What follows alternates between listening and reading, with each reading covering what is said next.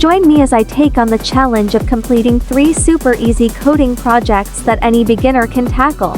Welcome to the channel. Today, we're diving into beginner-friendly coding projects that anyone can start with. If you're new to coding, you might be wondering where to begin. The good news is that you don't need to be a tech genius to start coding. Many new coders feel overwhelmed by complex concepts and don't know where to begin. We'll address this common hurdle. The truth is, every experienced coder was once a beginner. It's normal to feel that way, but with the right approach, you can quickly get up to speed. One of the main reasons people get stuck is that they try to tackle too much at once.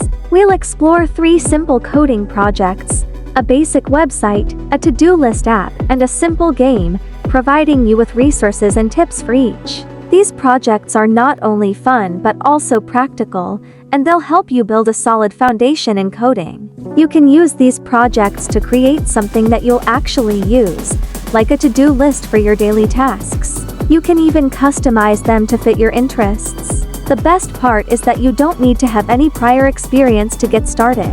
We'll walk you through each project step by step. A basic website is a great place to start. You can use it to showcase your hobbies, share your projects, or even start a blog. With just a few lines of code, you can create something that looks professional. Here's the exciting part.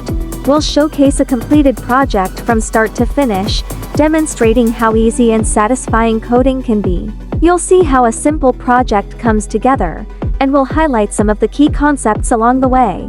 I want to show you just how accessible coding is. We'll build a simple game that you can play right in your browser. It's a great way to see the power of coding in action. In summary, coding doesn't have to be intimidating. By starting with these easy projects, you'll build confidence and skills. You'll be creating something with your own hands, and that's an amazing feeling.